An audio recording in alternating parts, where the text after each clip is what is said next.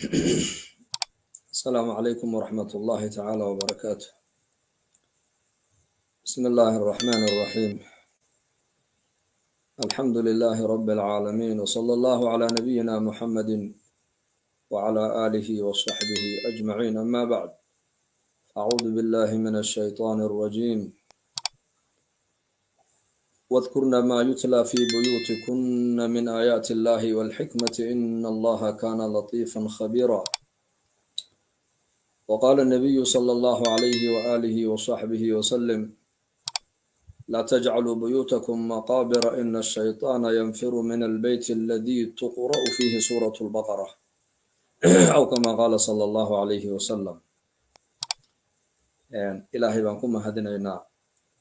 أنك نواك إنو بريي إنك نقبل كيني ردي. سبحان الله، سبحان ربي العلي الأعلى الوهاب. وإلهي أودي سيكتو سنسا إن أنك نهد أن جيف كسوا كعنو وصلاة فجر ننتو صوت كنو أنك نوض قبنا وعافمات كاهن أن halkaa ku wada kulanno iyo ininka oo maaragtaan maanta oo dhan soo xoogsanaya ama maanta oo dhan aqaladiina joogay oo gabalkii hadda intuu inii dhacay ninkuna aad jiif u diyaar garoobaysaan. cunwaanka kolley waa cunwaan aada runtii u xeel dheer. guriga wanaagsan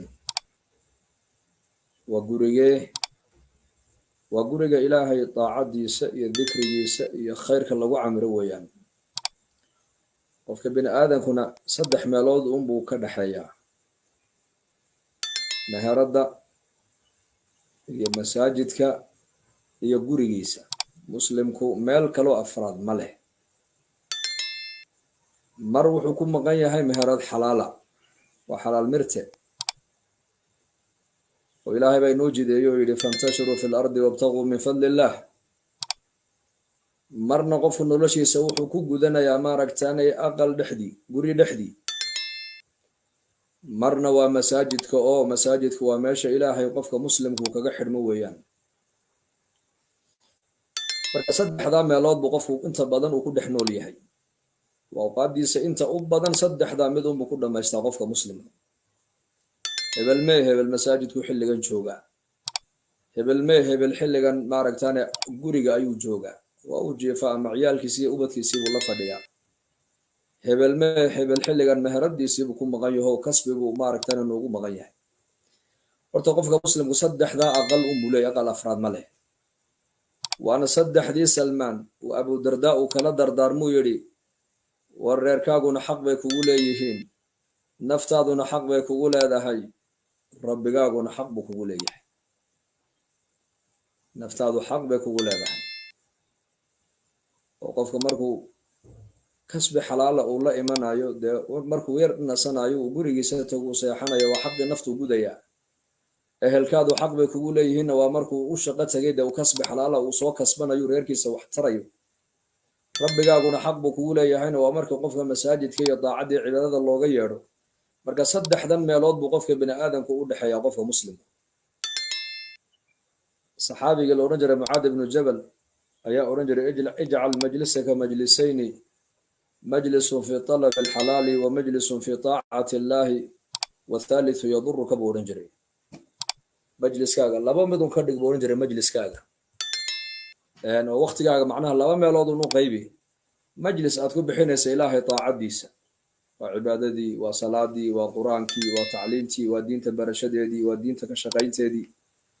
wa majlisun fi talabi alxalaal, iyo majlis waqti aad ku bixinaysid meherad xalaala. wathaalithu yaduruka, waqtiga saddexaadeed meel kale aad dhigtaa uu ku dhibi doonaa qiyaamaha. ayib, guriga wanaagsan ee ilaahay daacadiisa iyo diintiisa lagu camiro ma sahlano. mawduucaas waa mawduuc aada u culus weeyaan runtii. qofku inta u badan noloshiisa inta u badan wuxuu ku bixiyaa waa guriga. hadduu gurigaasi ku camiro yahay daacad iyo diin iyo khayr iyo cibaado, dee qofkaasi iimaankiisu mar walba uu biirayaa. haddii laakiin guryaheennu ay ku camiro yihiin khaflad iyo macsiyo iyo laqwi iyo yani waxau noqonaya qofku guriga markuu joogo in iimaankiisi iyo acmaashiisu ay nuqsaani soo gaadho. xantalo saxaabiga la odhan jiray baa abubakar wuxuu xantalo waa sidoo kugu bariya markaasuu ka yidhi haddii aniga aan ahay xantala nifaaq baan ka baqayaa buuri nifaaq naafaqa xantala marka abubakar baa ka yidhi subxaana allah war waxaa tiri wuxuu yidhi abubakar markaa nebiga aan la joogno calayhi salaatu wasalaam ee nebigu jannada iyo naarta uu noogu sheekaynayo waxaad moodaa jannadii naarta inaan arkayno u jeedo markaan awlaadii iyo dumarkii iyo meher iyo aqaladii aan imanana wixii aan xasuusnay oo dhan waan ilownaa markaas abubakar wuxuu ku yidhi wallahi arrinka aniguna waa kula qaabaa nebiga nabigeena calayhi salaatu wasalaam yimaadeen marka arrinkii nebiga u jeeda yidhahdeen marka adiga aan kula joognana iimaankii uu biirayaa oo markay nebiga la joogaan calayhi salaatu wasalaam waxyigaa nebiga ku soo degaya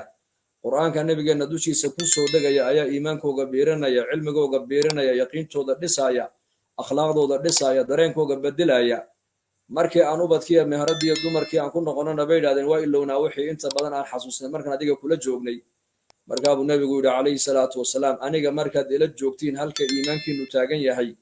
sida markaad aniga ila joogtiin aad tihiin buu nebigu yidhi haddaad mar walba ahaan lahaydeen malaa'igta ayaa jidadka dusheeda inagu gacan qaadi lahayd buu nebigu yidhi calayhi salaatu wasalaam bogasha dusheedana malaa'igta inigu iman lahayd oo inagu musaafaxayn lahayd buu ka yidhi walaakin saacatan wa saaca baa nebigu saacad waa kasbi xalaala saacadna waa xaqi naftaada xaqi ubadkaaga marka haddaan u noqono guriga wanaagsan dee guryihii nabigeena calayhi salaatu wasalaam baa ugu wanaagsana guri la dego aqaladii nabi maxamed ilaahay uu doortay iyo xaasaskii ilaahay nabi maxamed uu doortay guryaha nabi maxamedna guryaha ugu wanaagsan bay ahaayeen xaasaska nabi maxamed ilaahay u doortana dumarka ugu khayr badan adduunka ayay ahaayeen markaasaa lagu ammaanay aqaladooda in ay taallo diin baa taalle diin laguma sheegin aqalada nabi maxamed inay adduunya taallo ilaahay wuxuu yidhi wadkurna maa yutla fii buyuutikunna min aayaati illahi waalxikma ina allaha kaana latiifan khabiira qadariya baa ilaahay ku yidhi oo nicmaddaa weyneeya oo xusa oo hadal haya oo nicmadda makaanadeeda iyo qiimo mansiladeeda garta baa ilahay yidhi waa nicmadee aayaadka ilaahay ee nebiga calayhi salaatu wasalaam uu dushiina ku akhrinayo ee aqalada nebi maxamed dhexdooda lagu akhrinayo iyo sunnada nebi maxamed uu aqaladiina dhexdooda uu kaga dhaqmayo nicmadda ilaahay wuxuu nebi ku yidhi xaasaska nebi maxamed nicmaddaa weyneeya guriga nebigeena sal alla alay slam haddaan yar isdul taagno caaisha radia allahu canha waatiye tidhi habeenkii buu nebigu u kici jiray salaataleylka xadiiskii caaisha ay warisay sara joogga uu nebigu sal alla alay salam sara joogo dheerida uu ku dheeraaday qiyaamka ile rakacad keliya ayaa waxay sheegaysaa xadiistu suuratu lbaqara iyo aal cimraan iyo suuratu nisaa hal rakacad keliya inuu ku tukanayay qof maantooda caawo o dhan 5 saacadood 7 saacadood taagnaa maxaad u malayn lugihiisi way goronayaan markaas deedna markaaga caaisha ku tidhi lima tasnacu hada ya rasuulallah sida nebi allo maxaa u samaynaysaa ilaahay dembigaagii hore baa kuu dhaafay markaa buu nebigu ku yidhi afalaa uxibu an akuuna cabdan shakuura afalaa uxibu miyaanan jeclayn buu nebigu inaan ahaado addoon shaakiro ilaahiisa ku shukrinaya marka nebigeenu calayhi salaatu wasalaam sidaasuu nebigu aqalkiisa ugu dhex cibaadaysanaya habeenkii hataa habeenada ka mid a caaisha radia allahu canha aqalkeedu ku qornaa lianna aqalka caaisha waxyiga inta u badanna aqalka caaishuu kusoo degi jiraa la yidhi sidaasee caaisha dumarka nebiga maxamed sal lla ly salam ay u noqotay ta ugu cilmi badan oo ugu aqoon badan deedna markaasay nebiguna si gaaru iyadana u jeclaa habeenada ka mid a bay tidhi rasuulka ilaahay baan kolkuu soo seexdu ugu yidhi caaisha caawa maska keydin sidaa buu ka yidhi ilaahay hambarye markaabay ku tidhi waa iska kaa cafiye iska cibaadaysay ku tidhi waxay tidhi u kacay nebigu salaataleylka habeenkii siduu habeenkii o dhan nebigu salaad ugu taagnaa sala allahu calayhi wasalam uu u taagnaa ayaa bilaal baa u yimid radia allahu canhu u yidhi yaa rasuulallah salaaddii fajar baa jamacu kaa sugaya inaad tujisid markaabuu nebigu soo kacay isagoo indhihiisii ay bedilmeen oo ilinta ishiisa ka qubanaysay laabtiisa iyo garhkiisa ay buuxisay markaabuu nebigu yidhi yaa bilaal xalaytoola aayadahan qur-aanka dusheeda ku soo degay waylun liman qara'aha walam yatafakkar qofka aayadaha akhriyay aanan ku waantoobin ee aanan fikir iyo tadabbur maaragtaane aanan ku akhrin kaasaa hoogay buu nebigu yidhi calayhi salaatu wasalaam suuratu aali cimraan awaakhirkeeda nebigeena ku soo degtay إن في خلق السماوات والأرض واختلاف الليل والنهار لآيات لأولي الألباب الذين يذكرون الله قياما وقعودا وعلى جنوبهم ويتفكرون في خلق السماوات والأرض ربنا ما خلقت هذا باطلا سبحانك فقنا عذاب النار. aayadahaasa nabigeena kusoo degay calayhi salaatu wasalaam. habeenka oo dhan buu nebigu la seexan waayey. idan haddaan doonayno guryaha wanaagsan ee nebi maxamed calayhi salaatu wasalaam guryihiisa guri ka wanaagsanaa ma jirin. umma almu'miniin juwayriya radia allahu canha habeen ka mid a halkay salaataleilka ku tukanaysay buu nebigu kaga baxay. barqadiibuu u yimiday baa layidhi iyadoo halkii ku taagan oo cibaadaysanaysa. halkii qiyaamkii xalay toole markay bilowday ay istaagtay ayuu nebigu salaadii barqada waa duxada waa 10kii subaxnimo weeyaan ama waa 5 saaca subax ayuu nebigu ugu yimid calayhi salaatu wasalaam. deedna markaa buu nebigu ka naxo wuxuu yidhi juwayriya ma halkan xalay kaaga tegaad weli joogtaa? markaa bay tidhi haa. markaa buu nebigu arkay sida cibaadada ay iskugu daalinayso uu ka naxay markaa nebigu. laana rasuulkeennu wuxuu ahaa casiizun calayhi maa canidtum xariisun calaykum bilmu'miniina ra'uufu raxiim. waxle wixii ummadiisa dhibaya nebigu ummadiisa uu ka ilaalinayay. xariis buu ahaa nebigu, ku dadaala buu ahaa ummadda inay wada hanuunto oo u naxariisto oo dhibrin badan buu ahaa nebigeenu calayhi salaatu wasalaam. deedna markaa buu nebigu ku yidhi adiga dabadaa 3-4 kelmadood oo aan 3 jeer ku celiyey ayaa waxaad maanta oo dhan khayr aad samaynaysa haddii miisaanka lala saari lahaa u dhigmayd buu nebigu ku yidhi u dhigmi lahay. subxaana allahi wabixamdihi cadada khalqihi waridaa nafsihi wazinata carshihi wamidaada kalimaatihi. waa sunne waxay intaa oo dhan ay u taagnayd isku taxallujinaysay. walaakiin nebigu sal alla alay wasalam isagoo u naxariisanaya oo cibaadada ay maaragtaanay isku daalinayaan uga naxariisanaya buu nebigu sal alla alay wasalam u sheegay axaadiistaasi. nebigu wuxuu u sheegay adkaartaa yar ee kooban ee ajar badan qofka bini aadamka laga siinayo. waa guryihii nebigeennu sidaasay ahaayeen. innakan haddaan doonayna guryaheenu inay noo wanaagsanaadaan waa inaan awal shay guryaheena waa inaan cibaadada ilaahay daacadda ilaahay qur-aanka waa inaan ku camirnaa qur-aanka. faatima iyo cali buu nebigu habeen soo dul maray wuxuu yidhi alaa tusalliyaani miyaana tukanin buu nebigu ku yidhi. waa inantii uu dhalay iyo dhalay alaa tusalliyaan miyaana tukanayn. xataa ma odhan maaragtaane waxaad ku qoreecataan ma haysata maxaad ku jiifataan ma weydiin ma waraysan. xaaladooda adduunyada ma waraysanayn laakiin xaaladooda aakhiruu nebigu waraysanayuu lahaa. alaa tusalliyaani miyaana tukanayn buu nebigu yidhi calayhi salaatu wasalaam. walaalayaal innakuna dadkaasa adduunkan ku liibaano inoogu horreeye han ku dayanoo guryaheenna maaragtaane han ku camirna ilaahay daacadiiso cibaado aqaladeena han ku camirno oo aqalka qur-aanka lagu dhex akhrisanayo ee salaada lagu dhex oogayo ee sunnada nebi maxamed lagu baranayo. aqalkaasi waa aqal maaragtaane nool weeyaan. aqalka ilaahay aan lagu dhex xasuusanayne diin aan lagu dhex hadalhayn waa aqal dhintay weeyaan. laa tajcaluu buyuutakum maqaabira buu nebigu yidhi aqaladiina qabuuraha ka yeelina oo qabuuro oo kale aqalada ha ka dhigina. maxaa qabuuraha looga soo qaatay mathal? qabuur dadka qabuuraha ku jira ma akhriyaan qur-aan, mana tukadaan, mana cibaadaystaan, mana soomaan, mana salaadaan, dikrina ma sameeyaan. leanna caalam alcamal way ka caalam aljazaa bay ku jiraan. caalamkii camalka lagu qabanaya way ka baxeen. caalamkii waxay joogaan abaalmarinta lagu helayay bay joogaan. markaa buu nebigu leeyahay aqaladiina qabuuraha ka yeelina. imaam aturmidi raxmatullaahi caleyh ayaa odhan jiray xadiiska markuu sharxayo aqalka aanan qur-aanna lagu dhex akhrisanaynin, salaadna aan lagu dhex tukanaynin, diinta ilaahayna aan lagu dhex baranaynin, dadka dhex joogana aynan ilaahay ku xidhnayn, aqalkaasi waa qabri bannaanka dul yaalla weeyaan. waa qabri bannaanka iska dul yaalla, dadka dhex joogana waa dad dhintay buuri. aqalka laguma qurxiyo maaragtaane material iyo maadadan iyo ashyaadan adduunka maaha waxa aqalada qurxinayse. aqalada waxa qurxinaysa waa ilaahay daacadiisa. aqalada waxay qurux ku yeelanayaan waxa weeyaan waa dikriga ilaahay tabaaraka wa tacaala. aqalku wuxuu ku barakoobaa waa dikriga ilaahay oo nabigeenu calayhi salaatu wasalaam anas ibnu maalik waa kii ku lahaa anasow aqalkaaga markaad galaysid waxaad reerka salaam buu nebigu yidhi dikriga ilaahayna ku gal. dadka aqalka joogana salaam buu nebigu yidhi oo salaam ku gal. salaanta aqalka aad ku gashay adigana noloshaada barakay gelinaysaa, reerkan way kuu barakayna buu rasuulku yidhi. xadiid kale waa kii nebigu lahaa qofka aqalkiisa marka uu galayo ilaahay xuskiisa ku gala. shayaadiintii waxa uu ku leeyahay aqalkan jiif kuma lihin. haddii cuntada lasoo dhigo xuska ilaahay lagu bilaabana shayaadiintii waxa uu ku leeyahay aqalkan xeraadna kuma lihin, jiifna kuma lihin, inaga saara buu leeyahay. والنبي محمد عليه الصلاة والسلام سنة دي سقوة كوجرت إيجا أود كستو الله استعمال أقل الشيطان كإلا قصار على قمصار كرو إلا سنة النبي محمد مويان عليه الصلاة والسلام سدا درادة إخواني وأخواتي ولا ليال waxaan mar walba ku dardaarmaynaa lafahaygana kula dardaarmaynaa walaalahayga muslimiintana kula dardaarmaynaa maanta guryaheena waa halis weeyaan guryaheena maanta maadaama sunnadii nebi maxamed calayhi salaatu wasalaam aanan guryaheena lagaga dhaqmaynin daacadda ilaahayna guryaheena aan lagu dhex gudanaynin qur-aankii iyo dikrigiina aan lagu dhex oofinaynin waxaa dhacda guryaheena inay noqdaan maraakisu shaytaan dadka dhex joogana ay noqdaan dad u badan cilaaj u baahan maanta لأن علاج وأضبها هذا دقل كاغا دحديس قرآن كو عمري ويدو فإن الشيطان ينفر من البيت الذي تقرأ فيه سورة البقرة بالنبي قول عليه الصلاة والسلام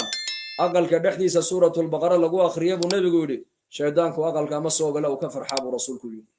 حديث كلواكي النبي قولها عليه الصلاة والسلام في السنن آية أواخر سورة البقرة وآمن الرسول إلى آخر كذا صدح بين أقل كلقوا أخريب النبي قول أقل كالشيطان مصو قال يبو النبي عليه الصلاة والسلام آياتها سآمن الرسول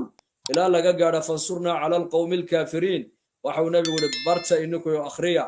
ودمر كي نبرا وأبت كي نبرا فإنهما قربان إلهي بذو قد وانيسان ودعويان حرف كمدا آياتها سإله اللقو مبريو إلا هدي إلهي اللقو بريو إلهي بريو مسو عليو صدح بينه اسكو حبتان أبو النبي يقول أما صدح بين أقل كاللغو أخريان أبو النبي قولي أقل مصر قال أبو النبي قولي عليه الصلاة والسلام عهدي نبينا صلى الله عليه وسلم عهد الصحابة والتابعين أقلدوا حيهاين مدارس بيهاين جامعات دين تلقوا برتاهاين أقلدوا زمكاس ومدني صدح قرني قياستي صدح قرني ومدني مدارس دوكسنا ملهين مدارسنا ميلهين جامعات دين لقوا برتانا ميلهين ومدوا لما يولد بيدين تكبرين يصدح قرني وقصوا قرون المفضلة وصدح ذا قرنية مركز لسكوك جيل هذا سلف هذه الأمة سلف الصالح وصدح ذا قرن الأول والثاني والثالث ويان وحي كدن بيا وحي نغنيان وخلف ضدت كان راعي أو كد بحقي نغنيان صدح ذا قرني بيع المدو لأن تاريخ ذا مركز إلا إيجي مساجد كا وحلقوا برناي يا غلظة وحلقوا سو برناي رقونا مساجد دين تكو برنايين ilmaha iyo xaasaskana aqalada guryahooga intoo loogu tagaa diinta lagu baraayay ibnu cabbaas radiyallahu anhuma waxaa la yidhi aqalkiisa bawaab wuxuu lahaa nin irida u taagan markaabuu intuu soo baxa buu odhan jiray ninkii doonaya masaa'il alfiqi inuu wax ka weydiiyo ibnu cabbaas ha u galo markaabay majmuucadhan intay gashay u gelaysay baa la yidhi wixii fiqi oo dhan hadday u baahdaan fiqi waxay salaada ku ansaxaysoo dhan iyo soonku ku ansaxayoo dhan deedna markuu uga soo jawaabay bay soo dareeri jireen markaaba haddana iclaan kale la bixin jiro la odhan jiray ninkii doonaya siira inuu wax ka weydiiyo imaamka ha u galo markaasaa loo geli haddana way ka soo bixi jireen qur'aanka iyo sababu nuzuulkiisa ninkii doonaya macaani alqur'aan waxa ka weydiiyo ha u galo haddana majmuuco kale kacayso way gelayeen luqa alcarabiya iyo shicirka la odhan jiray ciddii rabta inay wax ka ogaato ha u gasho ha weydiiyaan waxaa la yidhi ninkii taabiciga halkaa taagnaa wuxuu yidhi majliska ibnu cabbaas aan ku arkay hadday carabi u baahan tahay inay wax ku faanto majliskaasi faan waa ugu fillaa buuri carab fanni diineed ma jirin ilaa ibnu cabbaas mid walba uu yaqaano ummadda uu baraayey halkuuna ku baraayey aqalkiisa ahaa markas alislaami aqalkiisu wuxuu ahaa manbacu lkhayr manbacu lcilm halka maanta aqalada muslimiinta intooda u badani ay noqotay meelo maaragtaane fasaadku ka soo baxayo beentu ka soo unkamayso akhlaaqda xun laga soo saarayo waayo ubadka dibadda u soo baxay waxay aqalka gudihiisa ku haysteen bay la soo baxaan hadday aqalada ay ahaayeen aqallo wanaagsan oo waalido wanaagsan ay dhex joogaan ilmo wanaagsan baa aqalada ka soo bixi lahaa maadaama waalidadii maanta intooda badan diin iyo taacadii cibaado aynan danaynaynin oo aqalka dhexdeeda diin baan lagu xasuusanaynin way noqotay diintu wax masaajida lagu xasuusta keliya marka masjidka laga baxana diinta masjidka lagu dhaafo ay noqotayna aqaladii waxay noqdeen inay ka soo baxaan mujtamac yar oo diinba aan shaqo ku lahayn ilmaha meesha uu wax ka bartay ugu horeysa waa guriga hooyo waa guriga aabiye guriga hooyo العلم في الصغر كالنقش في الحجر علمك علمها يران لغو برينا با ليدها waa dhagax qoraal lagu dul qoro weliga ma masaxmay qoraalkaasi lidalika zamankii dadku ay wanaagsanaayeen aqaladu waxay ahaayeen kalmasaajid haweenkuna faraa'idda iyo sunnaba aqalkay ku tukanayeen ragguna masaajiday la tegayeen faraa'idda laakiin sunnaha waxa u fadli badnayd inay aqalada la yimaadaan oo nabigeenna moxamed calayhi salaatu wassalaam ayaa ummadda ku dhiirigeliyey ficlan wa camalana nebiga ummadda waa ku tusay wa qowlan ficlan nebiga waa ku tusayo sunnaha u badan nebi maxamed ee laga wariyey caaisha ayaa warisay aqalkiisuu nebigu ku tukanaya sunnayaashaas fajarka salaada faradku u soo baxaya salaadaha inta u badan oo dhan markuu nebigu imanayo sunnaha aqalkiisu ku soo tukanayay faradkana wuxuu la imanayay masaajidka saxaabadiisana uu ku dhiirigeliyo wuxuu yidhi salaadu qofka ninku uu tukado salaada ugu fadli badan waa salaada aqalka uu ku tukado ila alfaraa'ida ila almaktuubaat buu nebigu yidhi faraa'ida mooyaane salaada faradka mooyaane salaad la tukado sunno la tukado sunnaha ugu fadli badan waa sunnaha aqalka lagu dhex tukanayo lima maxaa aqalka loogu dhex tukanayaa aqalka salaada aad ku tukata ee sunnada baatilkay aqalka ka zuulinaysaa sharkay aqalka ka saaraysaa shaydaankay ka saaraysaa waswaaskay ka saaraysaa barakadaraday ka saaraysaa barakaday salaadu soo jiidaysaa laanna salaadu waa taaco weeyaan taacadana barakada ayaa ku soo degta salaadu waa xidhiir ilaahay weeyaan markaad tukanaysa malaa'igta adigana kuu ducaynaysa markaad salaada tukanayso aqalkaasi wuxuu noqonayaa kalmasjid masaajidana raxmadda ku soo degta ha ka xarimin markaa ubadkaaga naxariiste ragguna sunnadana aqalada ha la tagaan haweenkuna waxaa u fadli badan sunno iyo faradba inay aqaladooda ku tukadaan haweenaydii reer madiine ahaydee nebigeenna u timid calayhi salaatu wasalaam waxay tidhi yaa rasuul allah salaada inaan gadaashaada ku tukadaan jecelaho masjidkaaga kula tukadee bal ka waran markaa buu nebigu waa khayr laakiin waxa kaaga khayr badan buu nebigu ku yidhi inaad aqalkaaga ku tukataa kaaga khayr badan buu ka yidhi haweenka farad iyo sunnaba aqalka u khayr badan raggana faradka mooyaane sunnada aqalka u khayr badan sababtuna waa maxay ilmaha yarna waxaa la rabaa inuu ku agbarbaaro hooyo iyo aabba maaragtaana cibaadaysanaya mar walba laakiin ilmi yaraa hadduu ku agbarbaaro ka waran hooyo facebook xaggaa ula jeeda iyo aabba facebook xaggaa ula jeeda siduu noqon xaaladdu markaas isagana hadda ula soo jeesan weliba imika bahalkan aaladan mobilkan iyo aalaadkan imika caalamka ku soo kordhay laleeyahay waa horumar maahayne waa dib u dhac weeyaane aalaadka waxaa qofka uu ka yar yahay buu uga aqoon badan yahay aaladan in shaydaan iyo jin iyo sixir iyo balaayo ku jirta waxaad ku garanaysaa ilmaha uu ka sii da'yar yahay ayuu uga fahmad badan inuu markaaba fahmaa laanna waa aalatu lfasaad innaku alxamdulillah hadda maasha allah dhallinyaradeennan macallimiinteennan iyo culimmadeennan ducaadda khayr allaha siiye khayr badan ba u adeegsadeen oo ummaddii ay ku anfaceene laakiin haddana aaladan fasaadkayga badan marka aaladdaa markay odaygeena mid uu haysto ee islaantiina mid qaadato ee inantiina mid qaadato ee wiilkiina uu mid qaato reerkaasi markaa maxaa ka dhexay cilaaqade ka dhaxaysa cumar alfaaruuq baa odhan jiray war ciyaalkiina awqaad siiya oo 7 sano horeysa ilmaha la ciyaara 7 ku xigtana edbiya oo waxbara 7 ku xigtana la saaxiiba buu odhan jiray cumar bin khataab aqalkaaga waa inaad waqti ku bixisaa qofka muslimka aqalku guri wanaagsan iska noqoni maayo uune rajul ninkan mas'uulka ayaa laga rabaa sida reerka masaariiftoodii iyo dharkoodii iyo kooraankoodii iyo laydhkoodii iyo biyahooga aad uga mas'uul tahay ayaad mas'uuliyadda ugu weyne reerka kaa saaran ee waxaasoo dhan ka sii weyn waxa weeyaan waa diintooda si aqalkaaga iyo qoyskaaga diin u gasho adigu markaa muslima waa inaad waqti aad samaysaa aad gurigaaga khayrka aad ku camirtid xilligaa oo jadwal samayso jadwal inaku jadwal ma lihin soomaalidu jadwal ma leh soomaalida waqtiga faraaqana maqaayad bay fadhiyaan oo dalkii bay dhegta u taagaan waxa ka dhacay waxa ka socda waqtigaaga faraaqa ilaahay ku siiyey bay culimmadu leeyihiin qaybi waqtiga waa masaajidka waqtigaasina waa meherad xalaala waqtigaana waa guriga iyo xaqii ubadka iyo xaqii xaaska saasuu aqalku ku noq guriga wanaagsan waxaa keenaya shaksi wanaagsan guri wanaagsan shaksi wanaagsan baa keenay caadigii dadku ay wanaagsanaayeen aqaladu way wanaagsanaadeen aqaladii markay wanaagsanaadeenna he mujtamac wanaagsan baa aqaladii ka soo baxay saddexdaabaa isku xidhan addoon wanaagsan oo ilaahay haddaad noqotid halkaad joogtana way wanaagsanaan laanna wanaaggu bini aadamku la socda dhulka lama socdo wanaaggii xumaantuba innakeena la socotaa haddaad adigu aad wanaagsan tahay meeshaad tegtaba waad wanaajin haddaad adigu camalka kaa soo baxaya uu xun yahay meesha wanaagsan ee tegtid adigaa xumaynaya ogow marka allah ina wanaajiyo marka ha ku dadaalna guryaheena maaragtaan inaan ku camirno maaragtaan qur'aan salaad ilaahay xuskiisa waqtigaa waa dikri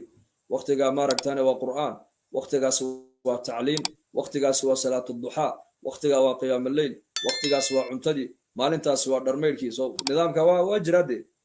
maalin baa dharka maydhatiin maalin baad maaragtaan maqaaxiyaha la tagaa maalin baa maaragtaan dee waa iska leenahay nidaamka dadkiina qurbaha jooga welibana jadwalka aad baa xagga nidaamka kuwa afrika jooga ugaga fiican tihiinoo dee wadanadaa dhex tagteen baa ini bara in qofku noloshiisa uu nidaamiyo oo dhulka aad joogtaan qof inta badan nolosha ka dhaco homeless uu yar yahay muxuu u yaraaday laana wadankaasi waxa lagu xisaabtamaya waqtiga qaaliya baa la yidhi dadkii waxa laga dhaadhiciyey waqtigu waa lacaga waqtigeena ka faa'iidaystay inuu ku dhaafo waqtiga marka waqtigii iyaku adduunya u isticmaaleen adduunyadii quruxdeedii baa soo baxday laakiin iyaka bini'aadamtinimadoodii hoos bay u dhacday maqtac maalin dhaweyto social mediaga ay soo dhigeen tawaasul al-ijtimaaciga waxaan yidhahdaan bay soo dhex dhigeen islaam 100 jir aan ku qiyaasay oo Faransiiska u dhalatay oo naag dadka aqoonta adduunyada ku horo maraya ayaa waxay ka sheekeynaysaa nolosha adduunyada dhibtay maanta ay kula kulmeen cadaanka waxay tiri lacag sidaan u sameyn lahayn baan ku dadaalnay lacag waan sameynay tiri laakiin lacagtii markaan sameynay tiri lacagtii waxaan ku samaysanay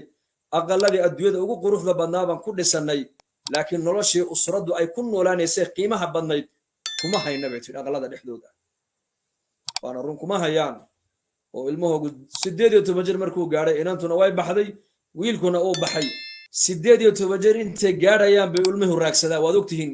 waad iga xoggalsantiin wadanka aad joogtaan 3 jeer baa ilaahay i keeno aan marka u yaray 4 bilood aan dhex joogay wax badan baan ka soo fahmay wax badan 18 jir ilmuhu inta uu gaaraya ku dheer mar uu wuxuu leeyahay odaygan islaantan xoolahaagii bay cunayaan seed uga xorowdaa maalinta 18 jir ay gaaraan bay ka baxeen aqalkii ayaa ku soo haray aqalkii marka odaygii iyo islaantii baa ku soo haray ayaa la soo haray laba yaro ay baa la soo haray laba ay marka haweeneyda waxay tiri waa hadal aad aan ii taabtay hadalkaas runtii markaan xasuusto nolosha annagu aan haysaneen ku noolahay islaamku ay haystaan iyo nolosha dadkaasi ay ku nool yihiin marka ayaan wallahi dadkaasi risaalad bay u baahan yihiin wax gaarsiiya laakiin risaaladii ayaa gaarsiin muslimkii la doonayay inuu risaalad ummadda u gudbiyo isagii baa maaragtaan wax loo gudbiyo la bedilay muslimkii la doonayay caalamka inuu bedilo isagii baa la bedilay noloshiisii waxay tiri aqalladii adduunyada ugu qiimo badnaa ugu quruxda badnaa baan dhisanay laakiin noloshii usradda ay ku noolaanaysay isku xidhnayd aqalka dhexdeeda kuma haysanay tiri waxay tiri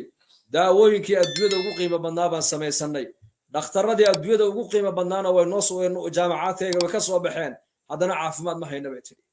dawaday ka fiicneed baa aqalka noo dhex taala dawaday ka taya fiicneed baa aqalka noo dhex taala laakiin caafimaad ma haysanay tiri waxay tiri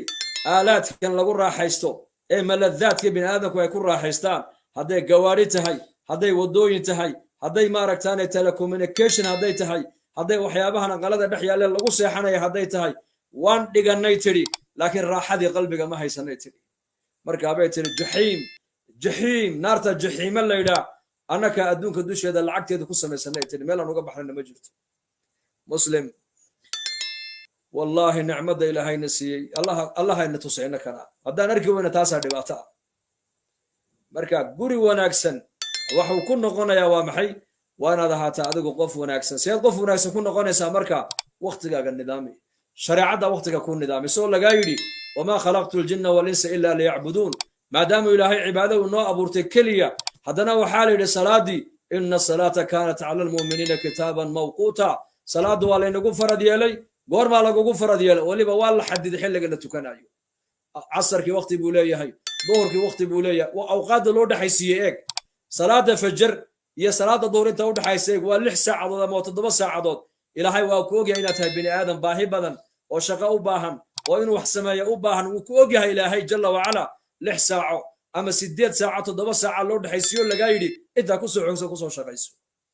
haddana duhurkii baa soo galay tuko yar jooji adduunyada kaale tuko markaa salaada tukato dembigii kaa dhacdhacay oo dhanba salaadu kaa dhaafaysaa wahbigii adduunyada kaa soo fuulay iyo culayskii adduunyada kaa soo fuulayna salaada tukatay baa kaa bi'inaysa haddana waa tukatay waxaa lagu leeyahay 2-3 saacad iyo badh baad haysataaye haddaad doonto yar naso xilligaasi waa qayluula iska yar naso haddaad doonto shaqadaada ku soo celiba haddana maqribkii casarkii baa soo galay maqribkii baa soo galay maqribkii markus cishaayiga hurdada u diyaar garow seexo cishaayi fajarka imsaa u dhaxaysa haddana baleega sida ilaahay noola saa'iraya baleega lianna bashar baan nahay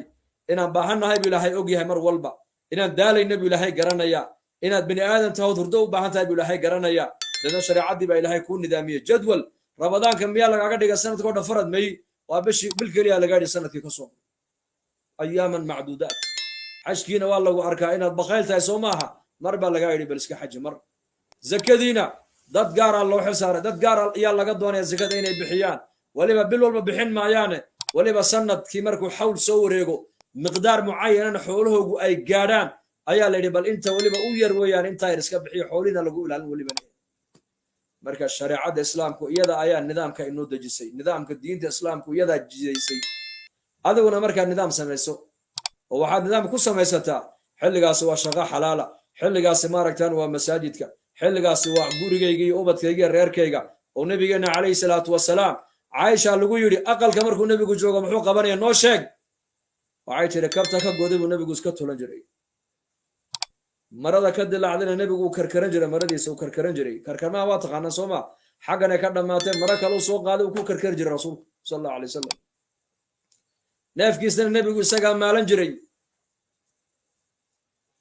annakana adeeg waxaan aqalka dhexdiisa uga baahannahay buu noo qaban jiray tidhi laakiin salaadu hadday gaadho nebigu xagga salaadu u baxayo calayhi salaatu wasalaam hadday salaadu gaadho salaadu nebigu u bixi jiray calayhi salaatu wasalaam meel kale uma jeesanayn fii riwaayatin waxay tidhi waxaad moodaa si wuxuuna na garanayn oo kale annakuna aanan garanayn ayaa wejigiisu intuu bedilmo ayuu nebigu salaada u dhaqaaqayay markaa guryaheenna khidmadda adeega reerkaan ku camiraynaa qur'aanka akhriskiisaan ku camiraynaa salaata leylkaan ku camiraynaa dikrigaan ku camiraynaa aqalka ilaahay lagu dhexuso waa aqal nool weeyaan aqalka ilaahay aan lagu xasuusana waa aqal dhintay weeyaan aqaladeenna waxaan ka dhigaynaa maaragtaanay majaalis adikri waducaa baan ka dhigaynaa oo maalin ciyaalkii ubadka intoo loo yeedhaa la yidhaahdaa bal adigu iminka duco anakuna aamin ha ku nidhaane qur'aanka ayaa lagu subciyaa qur'aan xalaqat alqur'aan ashcariyiinta nebigu waa ki yidhi rufqada markay mujaahidiinta ay la socdaan meesha ay ashcariyiintu ay ka degaan waa naqaanaa buu nebigu yidhi maxaad ku taqaanaa nebi allow qur'aankay habeenkay akhrinayaan baan maqlaa buu rasuulku yidhi beledka aad joogtaan iyo beled kasta oo joognaba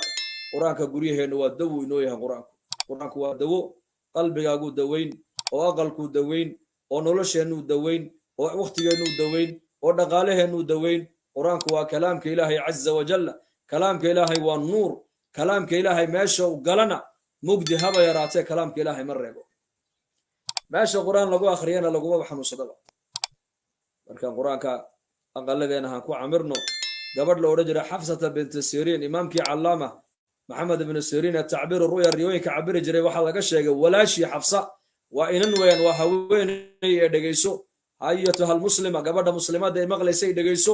30 sano baa la yidhi 30 sannadood masalladay ku dul tukanaysa kama dulkicin bal 30 sannadood inaguna maanta waxay haweenkeenu leeyihiin bannaanka baliisaar waan daalay aan soo majabaxsadee 30 sano ee masalla dul fadhidee masalladeedii habeenkiina qiyaam bay u taagnayd maalintiina soom bay u taagnayd laba mar bay ka gacaysa gugusheeda laba mar baa la yidhi laba mar marka ay xaajada bini aadanka ay leedahay soo xaajoonaysa soo weyse qaadanayso iyo markay cunnada ay cunayso labadaa mar bay masaladee ka kacaysay baa la yidhi intii kaleo dhan nolosheeda waxay ku dhammaysatay qiyaamin wasiyaan bay ku dhammaysatay qaarkood 40 sannadood bay dul fadhiyeen masaladooda ilaahay baryan ooyi jireen ragga qaarkood saa darteed inakuna guryaheena walaalayaal ee guryaha dadka haddaan ka sheekayno waa iyo guryaheen wax isku dhow maaha guryaheenna maaddaa ka buuxda guryahoogana qur'aan iyo acmaal baa dhex taallay gurigii nabigeena calayhi salaatu wasalaam caaisha gurigeedii baa nabiga lagu aasay saaxiibka abubakarna halkaasaa lagu aasay intii ka hadhayna caaisha deganayd baa leanna caaisha nabiga 50 sano ku dhawaad bay nabiga ka dambaysay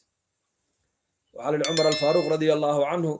ayaa maalin maalmaha kamida u yimid caaisha ku yidhi hooyoy waa ula kaftamayo wuxuu yidhi bal ka waran haddaan dhimashada kaa hormaroon kaa horeeyo may idmi lahayd in labadeedaa saaxiibagtooda laygu aaso markaa bay ku tiri meeshaar anigaa diyaarsaday in laygu aasee laakiin haddaad iga horraysa waa kuu daystay ka tiri amiir almu'miniin cumarow wuu farxay markaa cumar cidna uma sheegin uu qarsaday habeenkii cumar midida la geliyu dhiig baxay ayaa ibnu cabbaas iyo ibnu cumar baa u yimid oo wuxuu ku yidhi janaasadayda qaada buuhi aniga haddee tula nafiguma hadhina waan dhintee janaasadeyda qaada oo nacashka markaad ku qaadaan aqalka caaishay hordhiga ijaaza idan iga qaada buuri idan intay noolaydna waa ii idantay laakiin waa bani aadan way loobi kartaa hooye ii weydiiyey buuri maaragtaan oo dhahada amiirkii muuminiinta ayaa sidnaaha odhanine maydkii cumar ibnu khadaab baan sidnaaye ma u idmaysaa maaragtaan in labadiisaa saaxiibagtooda lagu aaso ma u idmaysaa ku dhahada buuri markaasaa maalintaa cumar uu dhintayna iska daa madiine meel aanan islaamku ka ooyin ma jirin baa layidhi geerida cumar geeri ciyaara ma ahayn geeri weyn baa ku dhacday maalinta islaamka marka magaaladii madiino dadku madaxa wada haystaan la wada ooyayo ayay soo qaadeen janaasadii nacashkii aqalkii bay hordhigeen caaisha radia allahu canha ayay ku yidhaahdeen yaa umma almuuminiin waxay yidhahdaa amiirkii cumar ibnu khadaab janaasadiisii baan sidnaaye ma u idmaysaa idan buu ku weydiisanayaa in agtiisa in saaxiibadii agtiisa lagu aasay ma u idmaysaa waxay tidhahaa intuu caafimaadka qabena waa i weydiisto waan u idmay maantana waan u idmay ha soo baxay ii kaadiyata alaabta ha ka soo qaatay aqalkee waxaa la eegay alaabtay ka soo qaadanaysa intee la eg tahay waxaa la yidhi alaabay soo qaadatay ma jirtee mara suufa baa la yidhi oo aad u weyneed oo qadiifadoo kale ah oo dhinacna ay ka goglinaysa dhinacna ay ka huwanaysay iyo wax yaroo gacanta ay ku soo qaadato weelal yaro biyaha ay ku cabbaysay ayay soo qaadatay way soo hagoogatay maradii aqalka saasay kaga soo baxday baa la yidhi ibnu cumar baa ka sheekeeyo aqalkan u weydaaragnay buu yidhi gogasha ay ku seexanaysay ee dhinacna ay ka huwanaysay dhinacna ay kaga seexanaysay mooyaane wax kaloo aqalkeeda u dhex yaallay ma jirin buu yidhi weliba 50 sanay ka dambaysay nebiga sal allahu alay wasalam qiyaastii 50 sannadood ama 49 sannadood waana xilligee waxay joogtay mucaawiya ayay la dhammaysatay 20kii sano ku dhowaad mucaawiya markaasaa bil walba baa la yidhi ama muddo kastaba 80,000 oo diinaar lacag ku dhow dirham ayaa baytalmaalka looga soo diri jiray hadday aqalla doonayso aqallada ugu qurux badan bay madiine ka dhisan lahayd laakiin waxa maanta loo keenaba ayada oo sooman bay ku odhan jirtay khaadimadeeda qaadoo lacagtan agoonta u gee qaadoo lacagtan miskiinta u gee qaadoo lacagta fuqarada u gee ilaa ay addoontu ku tidhaahda yaa umma almuuminiin oo maad aftir wax nooga reebtid annakii bil aftir baad naga dhigtee markaa bay ku odhan jirtay dee maad ii sheegtid anu waan iska iloobe maxaad igu sheegi aqallada nabigeena calayhi salaatu wasalaam sidaasay ahaayeen inaku laakiin alxamdulilah maanta zamanka dee ilaahay baa inoo nicmeeyey muwaasalaad baa ilaahayna siiyey itisaalaad baa ilaahayna siiyey aqalo dhaadheer baa ilaahayna dejiyey aalaad wax walba fudaydinaya ilaahayna siiyey dharkii waa kanoo maashiin baa maydhaya biyihii maashiin baa ku tuuraya maashiin baa engejinaya maashiin baa suuqa aad wax ka soo iibsanaysaa bir baa lacagta kala baxaysaa bir baa kuu khidmaynaysa biraa ku qaadaya bir baa kula duulaysa bir baa kula hadlaysa bir baa wax kaa iibinaysa birihii baa laynoo sakhiray innaka dee wax kale baa ka shaqayn aduu cibaadada ka shaqey oo diinta ka shaqee marba hadday birihii lagu sakhiray oo bir dhar kuu dhaqayso oo dharkii kuu engejinayso oo dharkii kuu feeraynayso oo bir lacag ku siinayso oo bir lacagtii kuu haynayso oo bir ku qaadayso oo bir kula hadlayso oo bir wax kaa iibinayso oo bir baaba kuu shaqaynayse marba haddii adiga birihii lagu sakhiray dee aduu naftaada ilaahay u sakhiro daacadda ilaahay ku camir aqalkaaga oo masaajidka daacadda ilaahay ku camir oo raguna masaajidda ha camiraan haweenka iyo ubadkuna maartaan aqaladooda qur-aanka iyo diinta ha ku bartaan taasaan nigu baraarujinaynaa leanna zamankan tashiilaad fara badan oo asxaabtu aanan helin baan helay inaku laakiin ayaan darra ma taqaana bilaa baraka nolosheenni maanta waa bilaa barako iyako ceel bay biyaha ka soo dhaansanayeen dameeray ku soo dhaansanayeen qarbid bay ku soo qaadayeen reerkay keenayeen halkaasay dharka markay maydhayaanna dhagax bay ku dul maydhayeen dhulku waa qabow way wadhayeen saacado kadib iyo dharku engegayey dhar la feereeye may oqoonin cuntada maaragtaanay sida u karsanayaan tacab bay ahayd xaabaa la soo qaadayey waa la shidi jiray deedna markaasay iyo dherigu saacado dhan la sugi jiray haddana waa laga dhaadhici jiray nolosha caynkaasay ku nooleen iyaku haddana noloshoodu barakay lahayd barako 40 jir imaam nawowi allah u naxariistee ayaa cilmi wuxuu ku alifay ku sannifay ilaa yowm alqiyaamaha la qaadi kari lahayo cilmigiisii kutubtuu sannifay baa la yidhi qaar baan xataa aanan la qorin ilaa yowmina hada oo la taabicin 40 sanana uu jiray maxaa dhacay waa barako hada barakatan fi lcumr bay heleen iyagu inaka maanta wax walba waa laynoo fudeydiyeen laakiin maa fi baraka cimrigii barakadiiba ka baxday waktigii barakad male lacagtii barakad male awlaaddii barakad male noloshii barakad male oo dhintaa lagu odhan imkadankii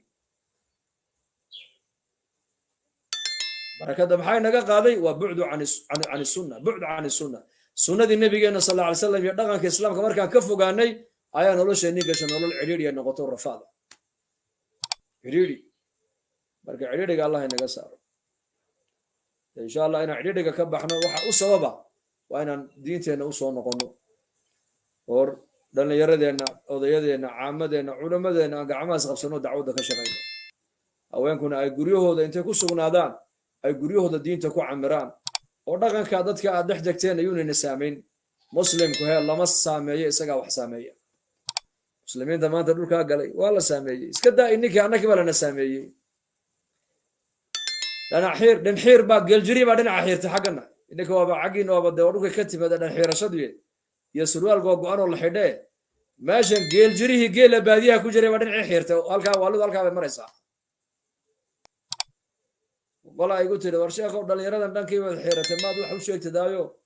waxaa idhi war kuwa magaalada iska daay kuwii baadiyaha dhanka xiirtay baan ku nidhi oon soo aragnay annagu ila miyiga magaalaba waa dhex marnaa moogtahay markaan khayrka ilaahayna waafajiyaan la socono marka dee inninku maxaad u malaynaysaa nila yaabi maynaba inninka bali weliba intiina maanta waddankaa joogtay diinta danaynaysa masaajidda ku xidhan ee culummada ku xidhan waa dadaalaysaana dadaalka sii ziyaadiya runtii wadannada aad tagteen ee qurbaha dadkii tegey ee wadannada islaamka oo dhan laga qaad waddan gaal dadkiisa lamaba qaadaba ogaada hadda Rwanda dadkayga lama qaadin Ethiopia dadkooga qaxooti looma ogolo Kenya qaxooti looma ogolo wadannada qaxootiga loo ogol yahay ee albaabada jahannama lagu furay waa wadannada islaamka xal lagu qaadaya marka adiga hadafka laga leeyahay waa inaad fahamto in lagu soo bedela la doonaya oo adiguna waddankaaga timaad adigoo bedilan lagu soo bedelay marka dad badan baa inaga horeeyo dhulka galay Bosnia Lebanon Falastiiniyiin Afghaniyiin badana waa la bedelay dadkaas Bosniyaanki waa la bedelay waad ogtiin Lebanoniski waa la bedelay Carabtii dhulka tagtay waa la bedelay حتى يمنada degan gobolkan Detroit Michigan Buffalo iyo areadan degan New York State waa la bedelay ولكن بفضل الله عز وجل انكم ولي ان يرباد قريب سي leedihiin Soomaaliyeed intaad qrib leedina ma inii sheega anigu waa inta culimadani la socoto dad diin yaqaan oo culama oo xufaad al-Qur'aan oo macallimiina markay dalkii inigala baxeen dhulka inila tageen intaad ku sii socotaan waliyaad ku sii tigtig leedihiin waxa weeyaan waa dhalinyarada ilaahay nagu daray weeyaan iyo culimada ilaahay nagu daray khayr baa inaga muuqday insha Allah inkuna garab joogsada oo dadaalka kordhiya oo maaragtay dacwada ka wada shaqeeya oo rag ha ku dadaalaan dumarku ha ku dadaalaan oo farifool ma dhaqan tara Soomaalidu gacmo wada jirba wax ku gooyaan gacmahaas qabsado dadaal insha Allah intaas aan ku soo gabagabeyn Allah ina barakeeyo السلام عليكم ورحمة الله وبركاته. عليكم السلام ورحمة الله وبركاته. جزاك الله خير الجزاء شيخنا الحبيب شيخنا الفاضل. إلهي سبحانه وتعالى ميزانك حسناتك أكو صار شيخنا مرلبات مركز الرحمة ما ملكي سيب ودهان بلشدو قبل كان ساسكاتشوان آدي كاغا ما علميسا شيخ وقتي كاغا حلي أرورا هذه وصفرها إلهي سبحانه وتعالى هنوك حفظيه وأنا كنت الله شيخنا الفاضل وحنا رجين دونا بإذن الله تعالى مر إلى ستوصة هو كل بدونا بإذن الله تعالى إلهي سبحانه وتعالى هكا أول مريا شيخنا أدو ما صنت جزاك الله خير شيخي رجينا إلى فيزا قدم دونا دوان إن شاء الله صوت دعية عفوا الشيخ ومود باكوتشرتي هدي رانكم مقلام حاي تري شيخ عفوا وأكون رجقنا إلى من نمرد وحدي الله يلاذو ما شاء الله إن شاء الله جزاك الله خير شيخ إن شاء الله وكسود ويننا مرول بإلهي سبحانه وتعالى كوفو ويديو رنتي دعوة داس يددكاس أد قلوب تودا رنتي خير وين ما كوجته منا شيخنا الفاضل إلهي سبحانه وتعالى جنة كوجو بدلو أنا كان رالي نقضي إن شاء الله شيخ